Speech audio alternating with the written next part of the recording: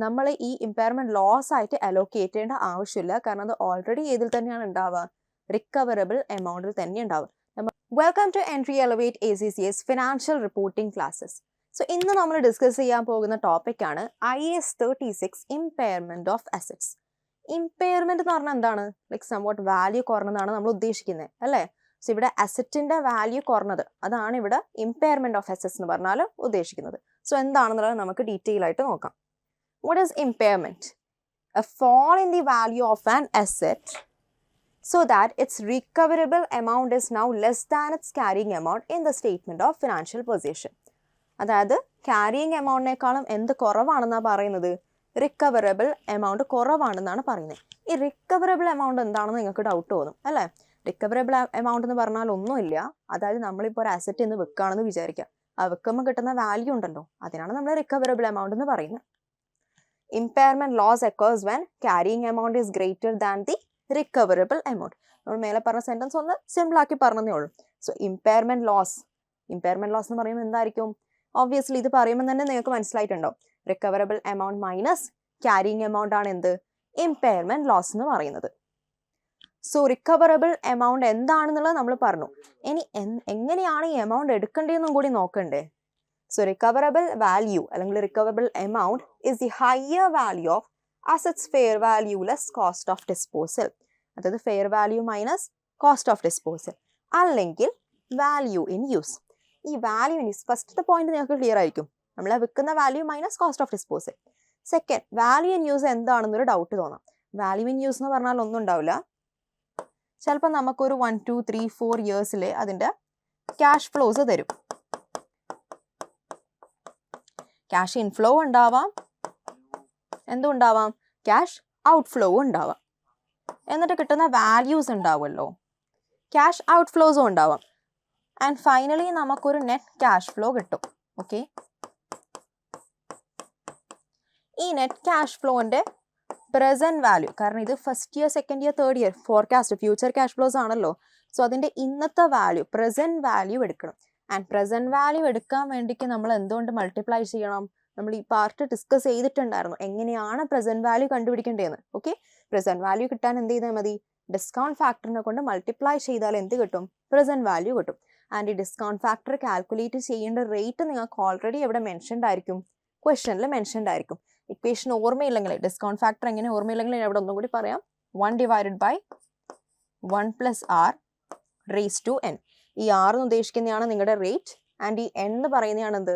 Number of years. അതായത് second year ആണെങ്കിൽ ഇവിടെ സെക്കൻഡ് കൊടുക്കണം, തേർഡ് ഇയർ ആണെങ്കിൽ എന്ത് ചെയ്യണം? തേർഡ് ഇയർ കൊടുക്കണം.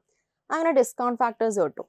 ഓക്കെ, ഈ ഡിസ്കൗണ്ട് ഫാക്ടേഴ്സിന്റെ കൂടെ മൾട്ടിപ്ലൈ ചെയ്താൽ നിങ്ങൾക്ക് എന്ത് കിട്ടും? പ്രസന്റ് വാല്യൂസ് കിട്ടും. എന്നിട്ട് ഈ പ്രസന്റ് വാല്യൂസിന്റെ ടോട്ടൽ, അതാണ് ഇവിടെ വാല്യൂ ഇൻ യൂസ് എന്ന് പറഞ്ഞിട്ട് ഉദ്ദേശിക്കുന്നത്. സോ ഇതിൽ ഏതാണോ ഹയർ അതാണ് നമ്മൾ റിക്കവറബിൾ വാല്യൂ ആയിട്ട് കൺസിഡർ ചെയ്യേണ്ടത്. So what is value in use? It is the present value of estimated future cash flows. Cash flows എന്ന് പറയുമ്പോൾ ഇൻഫ്ലോസും ഉണ്ടാവും, ഔട്ട്ഫ്ലോസും ഉണ്ടാവും. അപ്പോൾ ഔട്ട്ഫ്ലോസ് നിങ്ങൾ എന്ത് ചെയ്യണം? മൈനസ് ചെയ്യണം. Generated by the asset. അത് എങ്ങനെയാണ് പ്രസന്റ് വാല്യൂ കാണേണ്ടതെന്നുള്ളതാണ് ഇവിടെ ഞാൻ എക്സ്പ്ലെയിൻ ചെയ്തിട്ടുള്ളത്. ഒന്നുമില്ല, എത്രയാണ് നമ്മൾ ക്യാഷ് ഫ്ലോസ് എടുക്കുക, പ്രസന്റ് വാല്യൂയിലേക്ക് ആക്കാൻ വേണ്ടിക്ക് എന്ത് ചെയ്താൽ മതി? ഡിസ്കൗണ്ട് ഫാക്ടറിന്റെ കൂടെ മൾട്ടിപ്ലൈ ചെയ്യാം. ഇനി കുറച്ച് കാര്യങ്ങൾ നമുക്ക് ശ്രദ്ധിക്കേണ്ടത് എന്തൊക്കെയാണെന്ന് നോക്കാം. ആഫ്റ്റർ ഇമ്പയർമെന്റ് ലോസ്, അതായത് ഇമ്പയർമെന്റ് ലോസ് കഴിഞ്ഞിട്ട്, and asset will be shown in statement of financial position at recoverable amount. കാരണം ആ വാല്യൂവിലാണ് നമ്മൾ അസറ്റിനെ കാണിക്കുന്നത്. കാരണം ഫോർ എക്സാമ്പിൾ, ഇപ്പോൾ ഒരു അസറ്റിന് മാർക്കറ്റിലെ വാല്യൂ 100,000 ആണ്. ബട്ട് നമ്മുടെ ബുക്സിലെ വാല്യൂ നോക്കുമ്പോഴോ 300,000. അത് പ്രാക്ടിക്കലി ശരിയാണോ? അല്ല. കോമൺലി മാർക്കറ്റിൽ 100,000 ഉള്ള സാധനം നമ്മുടെ ബുക്സിൽ 200, അതായത് നമ്മളെ ഫിനാൻഷ്യൽ സ്റ്റേറ്റ്മെന്റിൽ 300,000 കാണിക്കണം എന്ന് വിചാരിക്കും. സോ അത് കറക്റ്റ് പ്രസന്റേഷൻ അല്ല. അവിടെ എന്തോ മിസ്റ്റേക്ക് ഉണ്ടെന്ന് അറിയുന്ന ആൾക്ക് മനസ്സിലാവും, അല്ലേ? സോ നമ്മൾ എപ്പോഴും ഏത് വാല്യൂവിലാണ് കാണിക്കേണ്ടത്? ഇമ്പയർമെന്റ് ലോസ് ഒക്കെ കഴിഞ്ഞാൽ ആ റിക്കവറബിൾ എമൗണ്ടിൽ വേണം കാണിക്കാൻ. പിന്നീട് അങ്ങോട്ട് ചെയ്യുന്ന ഡിപ്രിസിയേഷൻ ഒക്കെ ഏത് വാല്യൂ പ്രകാരമായിരിക്കണം? നമ്മുടെ ആ റിക്കവറബിൾ എമൗണ്ടിന് മേളിലായിരിക്കണം. Depreciation will be based on recoverable amount over the remaining useful life. Impairment loss should be immediately recognised in SOPL. Impairment loss എവിടെയാണ്? SOPL റെക്കഗ്നൈസ് ചെയ്യണം. If fair value less cost to sell is higher than the carrying amount. Carrying എമൗണ്ടിനേക്കാൾ അധികമാണ് fair value less cost to sell എങ്കിൽ there is no impairment. എന്തുകൊണ്ടായിരിക്കും impairment ഇല്ലാത്തത്? കാരണം already carrying എമൗണ്ടിനേക്കാളും കൂടുതലാണ് ഇത് റിക്കവറബിൾ എമൗണ്ട്. നമ്മളിവിടെ ഫസ്റ്റ് പറഞ്ഞിട്ടുണ്ടായിരുന്നു അല്ലേ, റിക്കവറബിൾ ഇമ്പയർമെൻറ്റ് ലോസ് എപ്പോഴാണ് വരിക? ക്യാരിങ് എമൗണ്ട് ഹയർ ആകുമ്പോഴാണ്. ഇതിപ്പോൾ റിക്കവറബിൾ എമൗണ്ട് ആണ് ഹയർ എങ്കിൽ അവിടെ ഇമ്പയർമെൻറ്റ് ഉണ്ടോ? ഇല്ല. ഇമ്പയർമെൻറ്റ് എന്ന് പറഞ്ഞൊരു ഫാക്ടറി അവിടെ എന്ത് ചെയ്യണ്ട, കൺസിഡർ ചെയ്യേണ്ട ആവശ്യമില്ല. ഇമ്പയർമെൻറ്റ് ഇല്ല. there is no impairment and no need to calculate value in use. പിന്നെ നമ്മളവിടെ ബാക്കി കാര്യങ്ങൾ ചെയ്ത് വെറുതെ ടൈം വേസ്റ്റ് ചെയ്യേണ്ട കാര്യമില്ല. If the asset has previously been revalued upwards, first cancel the RS ഉദ്ദേശിക്കുന്നത് റിവാലുവേഷൻ സർപ്ലസ് ആണ്.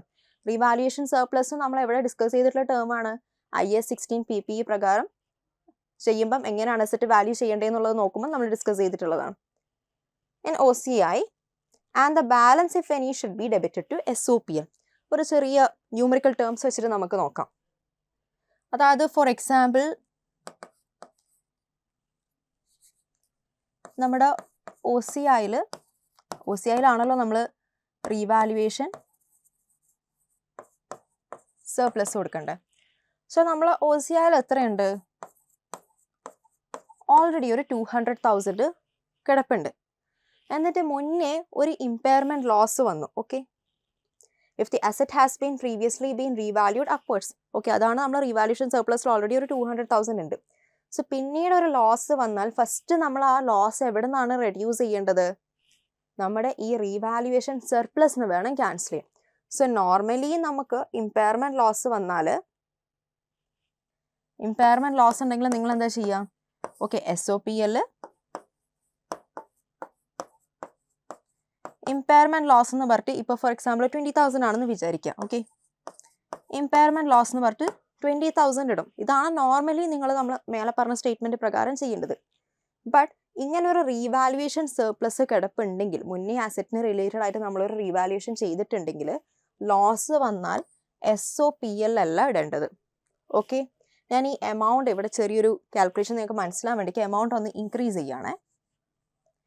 ഇമ്പയർമെൻറ്റ് ലോസ് വന്നത്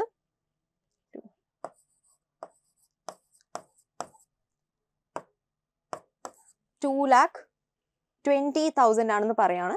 റീവാലുവേഷൻ സർപ്ലസിന് മുന്നേ 2 lakh ആണ് ആസെറ്റ് റിലേറ്റഡ് ആയിട്ട് കിടക്കുന്നുണ്ട്. സോ നോർമലി നമ്മൾ പറഞ്ഞ പ്രകാരം നിങ്ങൾ ഇമ്പയർമെൻറ്റ് ലോസ് എന്ന് പറഞ്ഞിട്ട് ഇങ്ങനെയാണ് റെക്കഗ്നൈസ് ചെയ്യുക. ബട്ട് ഈ ഒരു സിറ്റുവേഷനിൽ ചെറിയൊരു ചേഞ്ച് ഉണ്ട്. റീവാലുവേഷൻ കിടക്കുന്നുണ്ടെങ്കിൽ നമ്മൾ ഫസ്റ്റ് എവിടുന്നാണ് ക്യാൻസൽ ചെയ്യേണ്ടേ? ആ റീവാലുവേഷൻ സർപ്ലസ്. ബട്ട് ഇവിടെ ഫുള്ളായിട്ട് ക്യാൻസൽ ചെയ്യാൻ പറ്റുമോ? ഇല്ല. ഇവിടെ ആകെ 2 lakh ഉള്ളൂ. ഇവിടെ ആണെങ്കിലോ 2,20,000 കിട്ടും. സോ ഇവിടുന്ന് ഫസ്റ്റ് നമുക്ക് എന്ത് ചെയ്യാം? ആ 2 lakh ഇവിടുന്ന് റെഡ്യൂസ് ചെയ്യാം. ആൻഡ് റീവാലുവേഷൻ സർപ്ലസിൽ എന്താവും? 0. ബട്ട് കഴിഞ്ഞില്ല. റിമൈനിങ് എത്രയുണ്ട്? 20,000 ഉണ്ടല്ലോ. ആ റിമൈനിങ് 20,000 മാത്രമേ നിങ്ങൾ എന്ത് ചെയ്യേണ്ട ആവശ്യമുള്ളൂ? SOPL ഇമ്പയർമെൻറ്റ് ലോസ് എന്ന് പറഞ്ഞിട്ട് കാണിക്കേണ്ട ആവശ്യമുള്ളൂ. അതാണ് ഇവിടുത്തെ ഫൈനൽ സ്റ്റേറ്റ്മെൻറ്റ് പറയുന്നത്. ഇനി നമുക്കൊന്നും കൂടി നോക്കാം. If the asset has previously been revalued upwards, firstly counts the revaluation surplus and the balance if any should be debited to SOPL. ഇപ്പോൾ ആ സ്റ്റേറ്റ്മെൻറ്റ് നിങ്ങൾക്ക് ക്ലിയർ ആയിട്ടുണ്ടാവണമെന്ന് വിചാരിക്കുന്നു. ഇനി ഇമ്പയർമെൻറ്റ് റിവ്യൂ, അതായത് ഇമ്പയർമെൻറ്റ് ചെയ്ത സാധനം ഒന്ന് റിവ്യൂ ചെയ്യണം. Okay, an entity should carry out an impairment review at least annually. So normally impairment നമ്മൾ ചെയ്യുക എപ്പോഴാണ്? ഒരു ഇൻഡിക്കേഷൻ ഉണ്ടെങ്കിൽ മാത്രമേ നമ്മൾ എന്ത് ചെയ്യേണ്ട ആവശ്യമുള്ളൂ? ഇമ്പയർമെൻറ്റ് റിവ്യൂ ചെയ്യേണ്ട ആവശ്യമുള്ളൂ. വീണ്ടും അത് റിവ്യൂ ചെയ്യേണ്ട ആവശ്യമുള്ളൂ. ബട്ട് ഈ രണ്ട് സിറ്റുവേഷൻസിൽ കമ്പൽസറിലി നമ്മൾ ആനുവലി ഇമ്പയർമെൻറ്റ് റിവ്യൂ നടത്തണം. എപ്പോഴൊക്കെയാണെന്ന് വെച്ചാൽ, an intangible asset is not being amortized because it has an indefinite useful life. ഒരു ഇൻഡെഫിനിറ്റ് യൂസ്ഫുൾ ലൈഫുള്ള ഇൻടാഞ്ചിബിൾ അസറ്റ് ആണെങ്കിൽ അവിടെ നമ്മൾ എന്ത് ചെയ്യണം? ആനുവലി ഇമ്പയർമെൻറ്റ് നടത്തണം. ഓക്കെ, ഈ ടേംസ് നമ്മൾ ഇൻടാഞ്ചിബിൾ അസറ്റ് എന്ന് പറയുന്ന സ്റ്റാൻഡേർഡിൽ കവർ ചെയ്യുന്നതായിരിക്കും. അമോർട്ടൈസേഷൻ എന്ന് പറഞ്ഞാൽ ഒന്നുമില്ല. എന്താണ്? നമ്മൾ ടാഞ്ചിബിൾ അസറ്റിൽ, അതായത് IAS 16 എന്താണ്? ഡിപ്രിസിയേഷൻ എന്നൊക്കെ അല്ലേ പറയാറ്? അതേപോലെ ഇൻടാഞ്ചിബിൾ അസറ്റിലാണ് നമ്മൾ അമോർട്ടൈസേഷൻ എന്ന് പറയാം. സോ ഇൻഡെഫിനിറ്റ് യൂസ്ഫുൾ ലൈഫ്, അതായത് അങ്ങ് ഇൻഫിനിറ്റ് ആയിട്ട് കിടക്കുകയാണ്. സോ ഇൻഫിനിറ്റ് യൂസ്ഫുൾ ലൈഫ് ആണെങ്കിൽ അവിടെ എന്ത് ചെയ്യില്ല? അമോർട്ടൈസേഷൻ ചെയ്യില്ല. പകരം എന്താണ് ചെയ്യേണ്ടത്? ഇമ്പയർമെൻറ്റ് റിവ്യൂ ആണ് ആനുവലി ചെയ്യേണ്ടത്. പിന്നെ goodwill, the goodwill that has arisen on a business combination. So ഒരു ബിസിനസ് കോമ്പിനേഷനിൽ അറൈസ് ചെയ്ത ഗുഡ് വിൽ ആണെങ്കിൽ അവിടെയും നമ്മൾ എന്ത് ചെയ്യണം, ആനുവലി ഇമ്പയർമെൻറ്റ് ചെയ്യണം, ഇമ്പയർമെൻറ്റ് റിവ്യൂ ചെയ്യണം. ഓക്കെ, സോ ഇവിടെ നമ്മളോട് എന്താ പറഞ്ഞിട്ടുള്ളത്, ജസ്റ്റ് നമുക്കൊരു ക്വസ്റ്റ്യൻ നോക്കാം, ഒരു റിക്വയർമെൻറ്റും വായിച്ചു നോക്കാം. Calculate the impairment loss for each of the 3 asset. Okay, ഇവിടെ 3 അസറ്റ് വന്നിട്ടുണ്ട്, A B C. Carrying amount എത്രയാണ്, 100, 150, 120 ആണ്. Net realisable value, value in യൂസും തന്നിട്ടുണ്ട്. നെറ്റ് റിയലൈസബിൾ വാല്യൂ എന്ന് പറഞ്ഞാൽ എന്താണ്, fair value less cost to സെല്ലിനെയാണ് നമ്മൾ എന്താ പറയുന്നത്, നെറ്റ് റിയലൈസബിൾ വാല്യൂ എന്ന് പറയുന്നു. സോ ഈ റിക്കവറബിൾ എമൗണ്ട് എന്ന് പറയുന്നത് എന്തായിരിക്കും, ഇതിലേതാണോ ഹയർ അതാണ് നമ്മൾ റിക്കവറബിൾ എമൗണ്ട് ആയിട്ട് കൺസിഡർ ചെയ്യേണ്ടത്. സോ ഫസ്റ്റ് ഓരോന്നിൻ്റെയും റിക്കവറബിൾ എമൗണ്ട് ഏതാണ്, ഇമ്പയർമെൻറ്റ് ലോസ് എന്താണെന്നുള്ളതാണ് നോക്കാനുള്ളത്. സോ ഇവിടെ റിക്കവറബിൾ എമൗണ്ട് ഏതായിരിക്കും, ഇപ്പം ഈ കേസിൽ വാല്യൂ ഇൻ യൂസ് ആണ് റിക്കവറബിൾ എമൗണ്ട് ആയിട്ട് കൺസിഡർ ചെയ്യേണ്ടത്. ആൻഡ് ബീൻ്റെ കേസിലോ ഹയർ വാല്യൂ ഇൻ യൂസ് ആണ്, സോ ഇത് തന്നെയാണ് കൺസിഡർ ചെയ്യേണ്ടത്. ആൻഡ് സിയുടെ കേസിലോ നെറ്റ് റിയലൈസബിൾ വാല്യൂ ആണ്. ഇനി എപ്പോഴാണ് ഇവിടെ ഇമ്പയർമെൻറ്റ് ലോസ് വരിക, നമ്മുടെ ക്യാരിയിങ് എമൗണ്ട് ആണ് റിക്കവറബിൾ എമൗണ്ടിനേക്കാളും ഹയർ എങ്കിൽ, ക്യാരിയിങ് എമൗണ്ട് ആണ് റിക്കവറബിൾ എമൗണ്ടിനേക്കാളും ഹയർ എങ്കിൽ അവിടെ എന്ത് വരും, ഇമ്പയർമെൻറ്റ് ലോസ് വരും. സോ ഫസ്റ്റത്തെ സിറ്റുവേഷനിൽ നോക്കാം, ക്യാരിയിങ് എമൗണ്ട് 100 ആണ്, റിക്കവറബിൾ എമൗണ്ടോ 120 ആണ്. ഇവിടെ ഇമ്പയർമെൻറ്റ് ലോസ് വരുമോ, ഇല്ല. കാരണം എന്താണ്, റിക്കവറബിൾ എമൗണ്ട് തന്നെയാണ് ഹയർ, റിക്കവറബിൾ എമൗണ്ട് ആണ് ഹയർ. സോ അവിടെ എന്തില്ല, ഇമ്പയർമെൻറ്റ് ലോസിൽ. എവിടെയാണ് ഇമ്പയർമെൻറ്റ് ലോസ്, ഇവിടെ എഴുതുന്നുണ്ട്, ഇമ്പയർമെൻറ്റ് ലോസ് 0 ആണ്. ഇനി ബിയുടെ കേസിലോ ക്യാരിയിങ് എമൗണ്ട് 150 ആണ്, ബട്ട് റിക്കവറബിൾ എമൗണ്ട് ആണെങ്കിലോ 130. സോ ഈ സിറ്റുവേഷനിൽ ക്യാരിയിങ് എമൗണ്ട് ആണ് ഹയർ. സോ 150 മൈനസ് 130 20 ആണ് എന്തായിട്ട് വരിക, നമ്മുടെ ഇമ്പയർമെൻറ്റ് ലോസ് ആയിട്ട് വരാം. ആൻഡ് ദി ലാസ്റ്റ് കേസിലോ ക്യാരിയിങ് എമൗണ്ട് 120 ആണ്, റിക്കവറബിൾ എമൗണ്ട് ഹയർ ആണ്, സോറി റിക്കവറബിൾ എമൗണ്ട് 100 ആണ്. സോ ഈ കേസിലും ഏതാണ് ഹയർ, ക്യാരിയിങ് എമൗണ്ട് ആണ് ഹയർ. 120 മൈനസ് 100 എന്ന് പറയുമ്പോൾ ഏതാ വരും, 20 ഇമ്പയർമെൻറ്റ് ലോസ് ആയിട്ട് വരും. സോ ഇത് ക്ലിയർ അല്ലേ, സിമ്പിൾ ആണ്. റിക്കവറബിൾ എമൗണ്ട് നോക്കുക, carrying amount minus recoverable amount ആണ് എന്തായിട്ട് വരിക, ഇമ്പയർമെൻറ്റ് ലോസ് ആയിട്ട് വരിക. സോ നമുക്ക് ഇനി ഒരു ക്വസ്റ്റ്യൻ നോക്കാം. സോ ഫസ്റ്റ് റിക്വയർമെൻറ്റ് നോക്കാം. What is the amount of impairment and how should this be treated in the financial statement? Impairment amount എത്രയാണ്, ആൻഡ് ഇത് ഫിനാൻഷ്യൽ സ്റ്റേറ്റ്മെൻറ്റ്സ്, അതായത് SOPലും SOFPലും എങ്ങനെയാണ് കാണിക്കേണ്ടതെന്നും കൂടി നോക്കാനുള്ളത്. സോ ക്വസ്റ്റ്യൻ നോക്കാം. An entity owns a property which was revalued to 500,000 on 31st March 2003. So 500,000 ആണ് revalue ചെയ്തിട്ടുള്ളത് 31st March 2003ലാണ്. with a revaluation gain of 200,000 being recognized as other comprehensive income and recorded in the revaluation surplus. അപ്പോൾ നമ്മൾ revaluation സർപ്ലസിൽ already എത്ര gain ഉണ്ട്, 200,000 gain ഉണ്ട്. Okay, അത് മൈൻഡിൽ വെക്കണം. And at 31st March 2005, okay 2 years കഴിഞ്ഞു, the property had A carrying amount of 416,000. Carrying amount 460,000 ആണ്. But the recoverable amount of the property was estimated at only 200,000. അപ്പോൾ ഇവിടെ നിങ്ങൾ നോക്കിയേ, ഏതാണ് ഹയർ, ക്യാരിയിങ് എമൗണ്ട് ആണ് ഹയർ. അപ്പോൾ ഒബ്വിയസ്ലി അവിടെ എന്ത് വരും, ഇമ്പയർമെൻറ്റ് ലോസ് വരും അല്ലേ. നമുക്കിത് കാൽക്കുലേറ്റ് ചെയ്യേണ്ട എങ്ങനെയാണെന്നുള്ളത് നോക്കാം. സോ ക്യാരിയിങ് എമൗണ്ട് വരുന്നുള്ളത് എത്രയാണ്, 460,000 ആണ്. അവിടെ റിക്കവറബിൾ എമൗണ്ട് വരുന്നതോ 200,000 ആണെന്ന് പറഞ്ഞു. സോ ഇമ്പയർമെൻറ്റ് ലോസ് വരുന്നത് എത്രയാണ്, 260,000. ഇത് വേറെ നോ കൺഫ്യൂഷൻ, ജസ്റ്റ് എന്ത് ചെയ്താൽ മതി, carrying amount minus recoverable amount ചെയ്താൽ മതി. ഇനി ഇത് എങ്ങനെ ട്രീറ്റ്മെൻറ്റ് ചെയ്യാം, എങ്ങനെയാണ് കൊടുക്കേണ്ടത്? ഈ 260,000 ഡയറക്ട്ലി SOPL കൊടുക്കാൻ പറ്റുമോ, പറ്റൂല. കാരണം എന്തുണ്ട്, ഇത് റിലേറ്റഡ് ആയിട്ട് ഓൾറെഡി ഒരു റീവാല്യൂഷൻ സർപ്ലസ്, മുൻപേ ഒരു റീവാല്യൂഷൻ സർപ്ലസ് 200,000 ഉണ്ട് അല്ലേ. സോ അത് ക്യാൻസൽ ചെയ്തിട്ട് റിമൈനിങ് മാത്രമേ നമുക്ക് എന്ത് ചെയ്യാൻ പറ്റുള്ളൂ, SOPL കാണിക്കാൻ പറ്റുള്ളൂ എക്സ്പെൻസ് ആയിട്ട്. സോ ഇതിൻ്റെ ട്രീറ്റ്മെൻറ്റ് വരെ എങ്ങനെയാണ്, ഡെബിറ്റ് റീവാലുവേഷൻ സർപ്ലസ്. എത്ര എമൗണ്ട്, റീവാലുവേഷൻ സർപ്ലസിൽ 200,000 ഉള്ളത്, നമുക്ക് 260 ഉണ്ട്, പക്ഷെ എത്ര കുറക്കാൻ പറ്റുള്ളൂ, 200 ഉള്ളൂ. അപ്പോൾ 200 കുറക്കാൻ പറ്റുള്ളൂ. സോ റീവാലുവേഷൻ സർപ്ലസിന് എത്ര കുറക്കുക, 200,000 കുറക്കുക.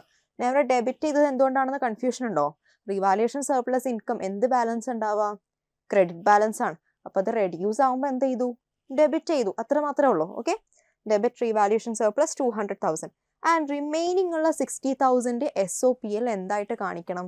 എക്സ്പെൻസ് ആയിട്ട് കാണിക്കണം.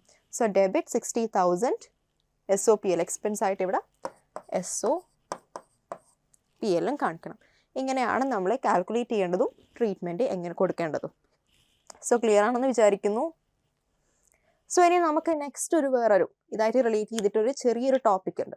ആ ടോപ്പിക്കിന് എങ്ങനെയാണ് ഇമ്പയർമെൻറ്റ് ലോസ് കൊടുക്കുന്നതെന്നാണ് നോക്കാനുള്ളത്. Cash generating unit. Cash generating unit എന്ന് പറഞ്ഞാൽ ഒന്നുമില്ല, കുറേ കുഞ്ഞു അസറ്റ്സ് ഉണ്ടാവുമല്ലോ, ഇതിനൊക്കെ ഓരോരോ വാല്യൂസും ഉണ്ടാവും. സോ 1 by 1 ആയിട്ട് ബുദ്ധിമുട്ടാണ്. സോ അതിനൊരു യൂണിറ്റ് ആയിട്ട് കൺസിഡർ ചെയ്തിട്ട് ഒരുമിച്ചാണ് നമ്മൾ എന്ത് കൊടുക്കുക? ഇമ്പയർമെൻറ്റ് ലോസ് കൊടുക്കുക.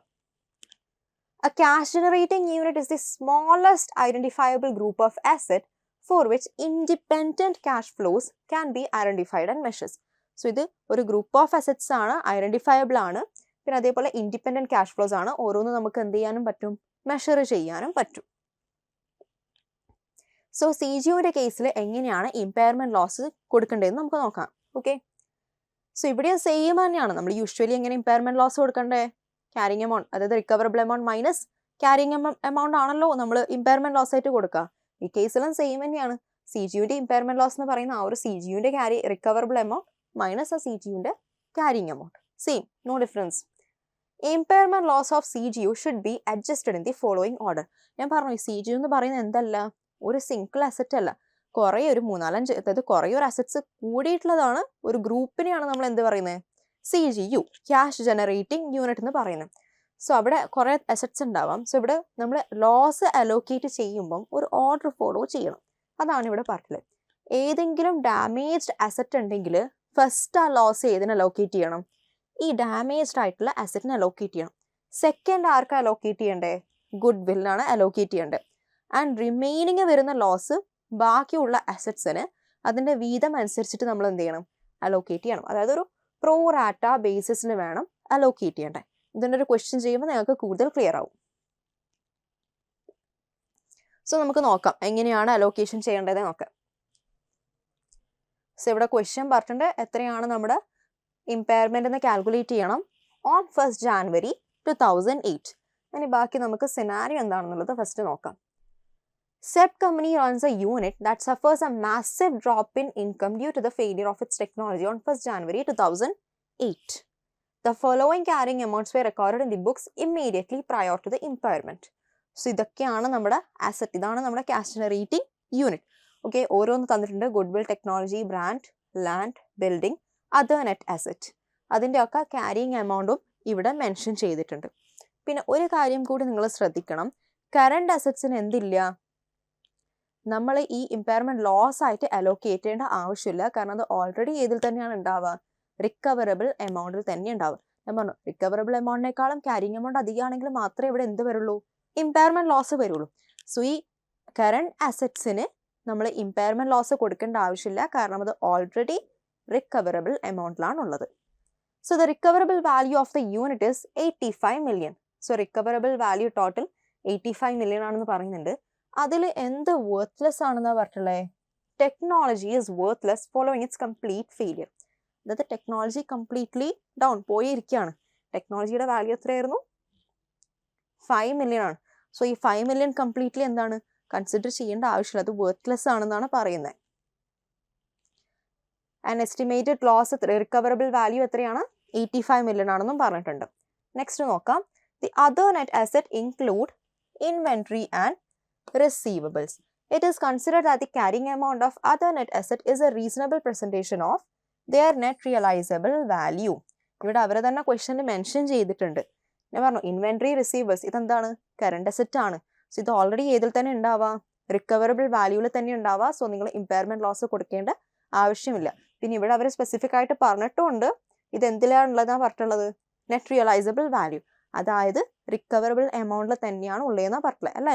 റിക്കവറബിൾ എമൗണ്ട് എന്ന് പറയുമ്പോൾ എന്താണ്? ഒന്നുകിൽ fair value less cost to sell, അല്ലെങ്കിൽ വാല്യൂ ഇൻ യൂസ്. ഇതിലേതോ ഹയർ, ഏതാണോ ഹയർ അതിനാണ് റിക്കവറബിൾ എമൗണ്ട് എന്ന് പറയുന്നത്. സോ ഇവിടെ നെറ്റ് റിയലൈസബിൾ വാല്യൂ ഏതിലാണുള്ളത്? അതായത് റിക്കവറബിൾ എമൗണ്ടിൽ തന്നെയാണ് ഉള്ളതെന്നാണ് പറഞ്ഞിരിക്കുന്നത്. സോ ഇതിന് എന്ത് അലോക്കേറ്റ് ചെയ്യേണ്ട ആവശ്യമില്ല? ഇമ്പയർമെന്റ് ലോസ് അലോക്കേറ്റ് ചെയ്യേണ്ട ആവശ്യമില്ല. ഇനി നമുക്ക് എങ്ങനെയാണ് കാൽക്കുലേറ്റ് ചെയ്യുന്നത് നോക്കി നോക്കാം. സോ ഇവിടെ ഫസ്റ്റ് എത്രയാണ് ഇമ്പയർമെന്റ് എന്നുള്ളത് കാൽക്കുലേറ്റ് ചെയ്യാം. ഓക്കെ, ഈ അസറ്റ്സിൻ്റെ ക്യാരിയിങ് എമൗണ്ടിൻ്റെ ടോട്ടൽ വേണം അല്ലേ? ഈ ക്യാരിയിങ് എമൗണ്ടിൻ്റെ ടോട്ടൽ വരുന്നത് 155 million ആണ്. അതിൽ റിക്കവറബിൾ എമൗണ്ടോ ഇവിടെ അവർ ഓൾറെഡി മെൻഷൻ ചെയ്തിട്ടുണ്ട് 85 million. സോ റിക്കവറബിൾ എമൗണ്ട് വരുന്നത് 85 million ആണ്. സോ ഇമ്പയർമെൻറ്റ് ലോസ് എത്രയാണ്? 70 million. സിമ്പിൾ ആണല്ലോ, മൈനസ് ചെയ്താൽ മതി. ഇതിൽ പിന്നെ പറഞ്ഞ ഒരു പോയിന്റ് എന്താണ്? ടെക്നോളജി വർത്ത്ലെസ് ആണെന്നാണ് പറഞ്ഞിട്ടിരിക്കുന്നത്. ടെക്നോളജി അപ്പം 5 million നമ്മൾ എന്ത് ചെയ്യേണ്ട ആവശ്യമില്ല, കൺസിഡർ ചെയ്യേണ്ട ആവശ്യമേ ഇല്ല. സോ റിമൈനിങ് 70ന്ന് ആ 5 million ഓൾറെഡി എന്തായി പോയി. കാരണം നമ്മളിവിടെ അലോക്കേറ്റ് ചെയ്യേണ്ടത് പറഞ്ഞിട്ടുണ്ട് അല്ലേ? ഫസ്റ്റ് എവിടെ അലോക്കേഷൻ കൊടുക്കണ്ടേ? ഡാമേജ് ആയ അസറ്റിനാണ്. സോ ഇവിടെ ഏത് അസറ്റാണ് ഡാമേജ്? അതായത് ഇവിടെ വർത്ത്ലെസ് ആണെന്നാണ് പറയുന്നത്, അതായത് ഡാമേജ്ഡ് ആ ഒരു ഇതിലാണല്ലോ കൺസിഡർ ചെയ്യുന്നത്. സോ ഫസ്റ്റ് ഏതിനെ കൊടുക്കാം? നമുക്ക് ആ ഒരു 5 million ഇതിൽ നിന്ന് റെഡ്യൂസ് ചെയ്ത് കൊടുക്കാം, ഇവിടെ ആ അലോക്കേഷൻ കൊടുക്കാം. സോ 70ന്ന് 5 million കൊടുത്താൽ റിമൈനിങ് ഇമ്പയർമെൻറ്റ് ലോസ് എത്രയേ ഉള്ളൂ? 65 million ഉള്ളൂ. ഓക്കെ, ഇപ്പം നമ്മുടെ ഇമ്പയർമെൻറ്റ് ലോസ് 65 million ആണ്. ഇനി ഈ 65 million ആണ് നമ്മൾ എന്ത് ചെയ്ത് കൊടുക്കണ്ടേ? അലോക്കേറ്റ് ചെയ്ത് കൊടുക്കണ്ടേ. സെക്കൻഡ് ആർക്കാണ് അലോക്കേറ്റ് ചെയ്ത് കൊടുക്കണ്ടേ? ഓർമ്മയുണ്ടോ? ആർക്കാണ്? ഗുഡ്വില്ലിനാണ് നമ്മൾ സെക്കൻഡ് അലോക്കേറ്റ് ചെയ്ത് കൊടുക്കേണ്ടത്. സോ ഈ ഒരു ഫോർമാറ്റിലാണ് നിങ്ങൾ ചെയ്യുന്നത് ബെറ്റർ. ഓക്കെ, ക്യാരിയിങ് എമൗണ്ട് കൊടുക്കുക, ഇമ്പയർമെൻറ്റ് കൊടുക്കുക, പിന്നെ നമ്മുടെ എത്രയാണ് റിമൈനിങ് വാല്യൂ എന്നുള്ളത് കൊടുക്കാം. സോ ഇവിടെ ഞാൻ ഓരോ റിമൈനിങ് ടെക്നോളജി ഒഴികെ ബാക്കിയുള്ള ബ്രാൻഡ്സ്, കാരണം ടെക്നോളജി നമ്മൾ ഓൾറെഡി അലോക്കേറ്റ് ചെയ്ത് കൊടുത്തല്ലോ. സോ റിമൈനിങ് വരുന്ന അസറ്റ്സിൻ്റെ ഒക്കെ എഴുതിയിട്ടുണ്ട്, ഓരോന്നിൻ്റെ ക്യാരിയിങ് എമൗണ്ടും കൊടുത്തിട്ടുണ്ട്. ഇമ്പയർമെൻറ്റ് ലോസ് എത്രയാണ്? ഇപ്പോൾ ടോട്ടൽ 150ന്ന് 5 million ടെക്നോളജി പോയി, റിമൈനിങ് 150 ഉള്ളത്. ഇമ്പയർമെൻറ്റ് ലോസ് 85 ആയിരുന്നു ഇവിടെ നമ്മൾ കാൽക്കുലേറ്റ് ചെയ്തിട്ടില്ലേ? സോറി 85 അല്ല, 70 ആയിരുന്നു ഇമ്പയർമെൻറ്റ് ലോസ്. അതിൽ നിന്ന് 5 million പോയി. സോ റിമൈനിങ് 65 million ആണുള്ളത്. സോ ബേസിക്കലി നമ്മുടെ ഫൈനൽ വാല്യൂ എന്തായിരിക്കും? 150 - 65 85 ആണ്. ബട്ട് ഇതിനെങ്ങനെ അലോക്കേറ്റ് ചെയ്യണം എന്നുള്ള പോയിന്റാണ് നമുക്കിനി നോക്കാനുള്ളത്. സോ നമ്മളിവിടെ പറഞ്ഞ പോലെ ഡാമേജ് ആയ അസറ്റിന് അലോക്കേറ്റ് ചെയ്ത് കൊടുത്തു. സെക്കൻഡ് ഗുഡ്വില്ലിനാണ്. സോ ഗുഡ്വിൽ 20 million ആണുള്ളത്. അപ്പോൾ ഇതിൽ 20 million അങ്ങനെ ആർക്ക് കൊടുക്കണം? ഗുഡ്വില്ലിന് കൊടുക്കണം.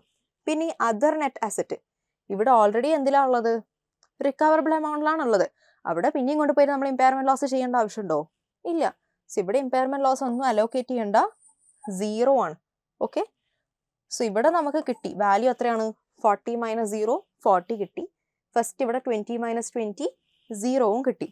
ഇനി റിമൈനിങ് ഇതെങ്ങനെ അലോക്കേഷൻ ചെയ്തു എന്നുള്ളതാണ് നമുക്ക് നോക്കാനുള്ളത്. സോ ഇവിടെ ബേസിക്കലി നമുക്ക് നോക്കിയാൽ 65ന്ന് 20 നമ്മൾ കൊടുത്തു അല്ലേ?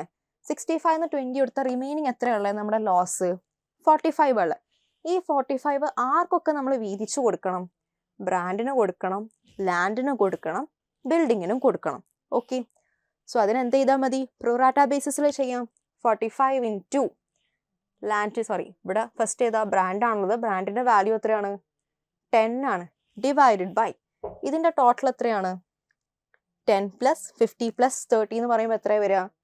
90 ആണ് വരിക. സോ 45 × 10/90 എത്ര കിട്ടുന്നത്? 5 million. സോ ഇവിടെ ഈ 5 million എന്ത് ചെയ്യുക? ഇമ്പയർമെൻറ്റ് ലോസ് കൊടുക്കാം. ഇനി നെക്സ്റ്റ് ഐറ്റം ഏതാണ്? ലാൻഡ് ആണ്. 50 million ആണ്. Same process. 45 ആണ് നമ്മുടെ ലോസ്. അതിൽ ലാൻഡിൻ്റെ വാല്യൂ എത്രയാണ്? 50. എത്രയാണ് ടോട്ടൽ? 90. ഈ 90ന്ന് 50യുടെ വാല്യൂ ആണ് ലാൻഡിൻ്റെത്. ഇത് എന്തിനാണ് നമ്മൾ അലോക്കേറ്റ് ചെയ്ത് കൊടുക്കേണ്ടത്? ഈ 45ന്ന് എത്ര പോർഷൻ വരുമെന്ന്. സോ 45 × 50 ഡിവൈഡഡ് ബൈ 90 എത്ര കിട്ടും? 25. ആൻഡ് ദ നെക്സ്റ്റ് ബിൽഡിംഗ് എത്രയാണ്? 30 ആണ്. Same process. 45 × 30 ഡിവൈഡഡ് ബൈ 90 ചെയ്താൽ എത്ര കിട്ടി? 15 കിട്ടി.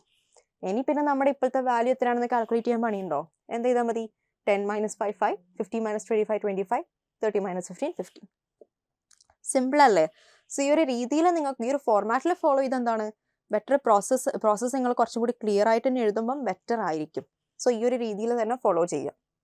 സോ CGUവിൻ്റെ ടോപ്പിക് ഇത്രയേ ഉള്ളൂ. ഓക്കെ, ഇനി ചെറിയൊരു പോർഷനും കൂടിയാണ് നമുക്ക് നോക്കാനുള്ളത്. Reversal of impairment loss. അതായത് മുന്നേ ഒരു ഇമ്പയർമെൻറ്റ് ലോസ് നടന്നു, ഇപ്പം നോക്കുമ്പോഴേക്ക് തിരിച്ചായി. ആ ലോസ് എന്തായി? റിക്കവർ ആയി എന്നാണ് ഉദ്ദേശിക്കുന്നത്. അതാണ് റിവേഴ്സൽ ഓഫ് ഇമ്പയർമെൻറ്റ് ലോസ് എന്ന് പറയുന്നത്. Impaired assets should be reviewed at each reporting date.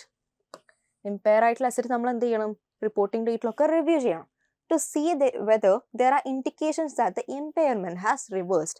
കാരണം ഈ ഇമ്പയർമെൻറ്റ് ചെയ്തതിന് റിവേഴ്സിൽ വന്നിട്ടുണ്ടോ, അതായത് വാല്യൂ കൂടിപ്പോയോ കൂടിയിട്ടുണ്ടോ എന്നുള്ളത് ചെക്ക് ചെയ്യാൻ വേണ്ടിക്ക്. A reversal of an impairment loss is recognized immediately as income and profit or loss. So അങ്ങനെ വാല്യൂ കൂടിയിട്ടുണ്ടെങ്കിൽ എത്രയാണോ ആ കൂടിയ വാല്യൂ അതിനെ SOPൽ എന്തായിട്ട് റെക്കഗ്നൈസ് ചെയ്യണം, ഇൻകം ആയിട്ട് റെക്കഗ്നൈസ് ചെയ്യണം എന്നാണ് പറയുന്നത്.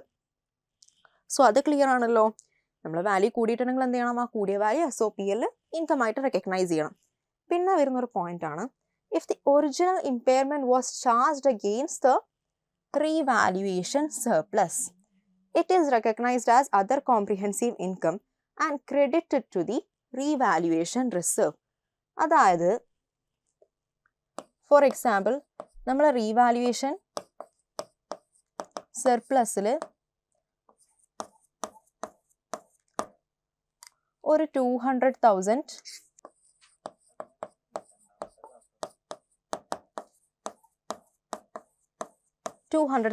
ഉണ്ടായിരുന്നു എന്ന് വിചാരിക്കുക. ആൻഡ് ബിഫോർ നമുക്കൊരു ലോസ് വന്നു. Loss means impairment loss. So revaluation ചെയ്തതാണെങ്കിൽ ഫസ്റ്റ് എവിടെ നിന്ന് ക്യാൻസൽ ചെയ്യണം എന്നാണ് പറയുന്നത്, ഈ ഇത് മീൻസ് റീവാലുവേഷൻ സർപ്ലസിന് ക്യാൻസൽ ചെയ്യണം എന്നാണെന്നല്ലോ പറയുന്നത്. ഒരു 180,000 ഇമ്പയർമെൻറ്റ് ലോസ് വന്നെന്നും വിചാരിക്കാം. ആൻഡ് റിമൈനിങ് എത്രയുള്ളൂ, എത്രയേ ഉള്ളൂ, 20,000 ഇപ്പോൾ റീവാലുവേഷൻ സർപ്ലസിലുള്ളൂ.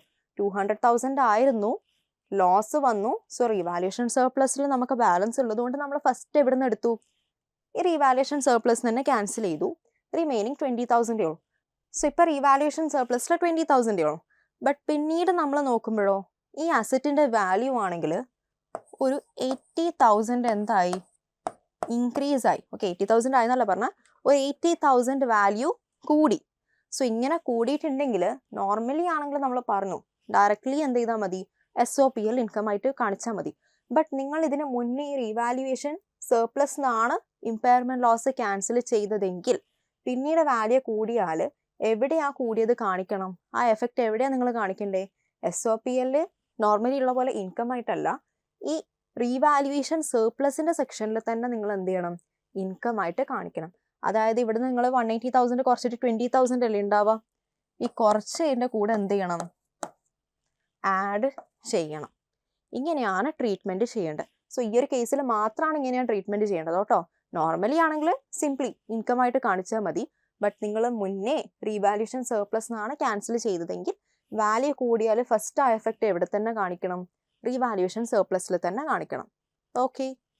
പിന്നെ the reversal must not take the value of the asset above the amount it would have been if the original impairment had never been record. So impairment ഇല്ല എന്നുള്ളൊരു വാല്യൂവിനേക്കാളും എന്താവാൻ പാടില്ല, കൂടാൻ പാടില്ല ഇപ്പം ഈ കൂടിയ value. Okay. The depreciation that would have been charged in the meantime must be taken into account. ഇതുവരെ ചെയ്ത ഡിപ്രിസിയേഷൻസ് ഒക്കെ നമ്മൾ അക്കൗണ്ടിൽ കൺസിഡർ ചെയ്യണം. The depreciation charge for the future period should be revise to reflect the changed carrying amount. So പിന്നീട് ചെയ്യുന്ന depreciation നമ്മൾ ഏത് വാല്യൂവിൻ്റെ ബേസിലായിരിക്കണം, ഇപ്പോൾ ഉള്ള എന്താണോ അസറ്റിൻ്റെ വാല്യൂ, അതായത് ഇപ്പോൾ ഉള്ള റിക്കവറബിൾ എമൗണ്ട് എന്താണോ ആ വാല്യൂ അത് ബേസ് ചെയ്തിട്ടായിരിക്കണം ഇനി മുന്നോട്ട് ചെയ്യുന്ന ഡിപ്രിസിയേഷൻ. സോ ഇതൊക്കെയാണ് നമ്മുടെ ഇമ്പയർമെൻറ്റ് എന്നുള്ള സ്റ്റാൻഡേർഡിൽ പഠിക്കാനുള്ളത്. സോ എന്താണ് ഇമ്പയർമെൻറ്റ് ലോസ് എന്താണ്, അതെങ്ങനെ ചെയ്യാം, അതേപോലെ ക്യാഷ് ജനറേറ്റിംഗ് യൂണിറ്റ് എന്താണ്, ക്യാഷ് ജനറേറ്റിംഗ് യൂണിറ്റിൻ്റെ കേസിൽ എങ്ങനെ നമ്മൾ ഇമ്പയർമെൻറ്റ് ലോസ് അലോക്കേറ്റ് ചെയ്യാം, പിന്നെ ഇമ്പയർമെൻറ്റ് റിവേഴ്സിൽ വന്നാൽ എങ്ങനെ ട്രീറ്റ്മെൻറ്റ് ചെയ്യണം എന്നൊക്കെ ഉള്ളതാണ് നമ്മൾ IAS 36 ഇമ്പയർമെൻറ്റ് ഓഫ് അസറ്റ്സ് എന്ന് പറഞ്ഞ സ്റ്റാൻഡേർഡിൽ കവർ ചെയ്തിട്ടുള്ളത്. സോ ഇതൊക്കെ നിങ്ങൾക്ക് ക്ലിയർ ആണെന്ന് പ്രതീക്ഷിക്കുന്നു. എന്തെങ്കിലും ഡൗട്ട് ഉണ്ടെങ്കിൽ എന്ത് ചെയ്യുക, കമൻറ്റ് സെക്ഷനിൽ കമൻറ്റ് ചെയ്യുക. Thank you.